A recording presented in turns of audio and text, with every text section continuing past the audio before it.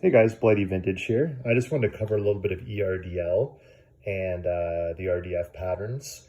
When I started sort of collecting, I found it very confusing to understand the differences in between them because they look so similar. So here I'm going to sort of go through them, point out the differences and also the similarities, and kind of, I don't want to say dispel any myths, but definitely just point towards some things to look out for on the similarities of these that don't necessarily fit the rule.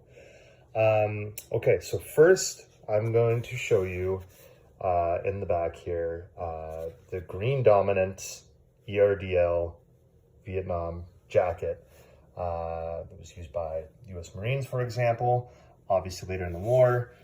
Now here, the obvious thing to look for is the blurring of the lines, okay?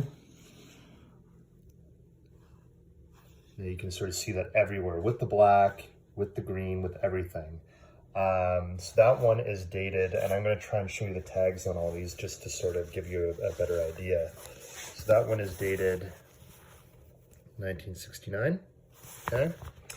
And the patterns came out around 67. I know there was a bunch of patterns very similar to it that might even be considered ERDL previous to that.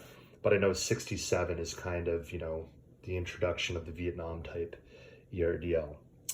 Okay, so next I'm going to sort of show you the difference between a green dominant and a brown dominant. Now, the important thing to notice is I pretty much have all brown dominants here except for the jacket. So a brown dominant would have this khaki brown in it, and as you can see in the green version, there is no khaki brown. There's this dark brown, but there is no khaki brown, okay? So just notice that. Now I'm gonna sort of go through year by year from 69 up until the M1981 Woodland and kind of show you the differences and similarities. So this right here is the main reason I'm making this video, is I've never had one until now, but it's a 69 dated. It says very clearly ERDL pattern and one cover, okay? And that's a brown dominant, which would have been also known as a Highland, you know, pattern, and this being the lowland green dominant pattern. So, okay, that's great. So after that, ERDL was around for a bit, but then they came up with another pattern called RDF, which was very similar. Now I researched, and please comment if you know, but I don't know what year it changed over. I really don't. But as I understand, once you get into post Vietnam, you know, like post 72, 73, people are like, it's RDF all the way through. The easiest way you can obviously tell it on the jackets is they got rid of the slant on the RDF jackets. So usually you can be sure if there's no slant in the pocket, it's probably an RDF pattern. Okay, enough of that. Let's talk about the differences. So if you look here, I'm looking at the same helmet cover. So this would be a Vietnam 69 dated, right? No, you're incorrect. That is actually a 76 dated. Guess what you consider an RDF pattern, but I see no difference. I see this is a 69. I see blurred lines everywhere, except on the black, which is odd because they do it on the green. And now here's a 76 brown dominant, blurred lines everywhere, except for the black. They're identical in my opinion. Here's another 76, blurred lines, except for the black. These, 1, 2, 3, all look identical to me, and 69, 76, 76.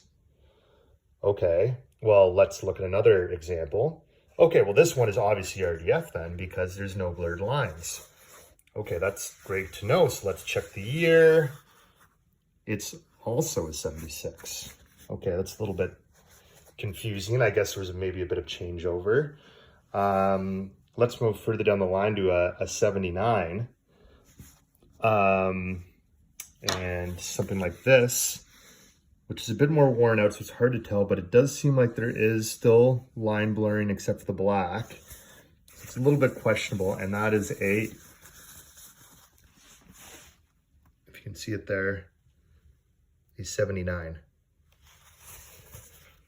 Okay, so the one thing I've noticed is these, the 69, is easily identifiable in the sense that it bleeds through the other side. The 76s, no matter what I can tell on the top, is a solid color on the other side. So, oh, easy. That's an easy way to identify it, right? Not necessarily. So I have a 79 here, and it has bleed.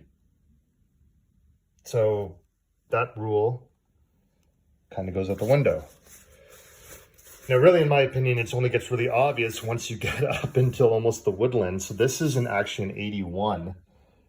I would still consider this RDF pattern because the way it appears, especially kind of with the vertical lines and everything, seems a lot more of a match along here, except for, I guess, the more poppy color on it. And then you get into like the super obvious M1981 Woodland. This is 83 dated, okay? Lots of brown, kind of blotches everywhere, kind of horizontal almost. So there's that. But then also, this has kind of got that bleed color. So I just wanted to go through all that and show you the differences in between a 69 green dominant, a 69 brown dominant, and then the variations over the years into RDF. Where it occurred, I don't know, because in my opinion, this 76 is identical to the 69. And although there's some even differences, the 69 is even more identical to the 79 in the sense that both have the bleed to the other side. So where RDF started, I'm not exactly sure. What you consider ERDL, I'm not exactly sure. But this is 1000% ERDL, 1000% ERDL. Everything else here is considered RDF, but I think I've showed you enough similarities to say when you put it on a helmet or you display it or say anything about it, a lot of people, the first thing they say is that's RDF, that's Post Vietnam. Yes, year-wise, yes. But when I actually go through the way it actually appears and displays, I don't see a giant difference. So I just wanted to go through all that just to help you understand the different patterns, because I know you're going to find a lot more RDF out there than you are ERDL. So I hope that helps. I'm just going to go through once more to clearly state it. 69 brown dominant, sorry, 69 green dominant, 69 brown dominant, 76, 76, and 76, all apparently RDF. They're not labeled ERDL, but they are pretty identical, except they don't have bleed. And then you're going to get into your 79. 79. Remember, this one has bleed on the other side. And then you got your 81, which I still believe is a late RDF. And then your really obvious woodland, which continues pretty much up until the end of the use of the M1 helmet. Okay, I hope that helps and confuses you.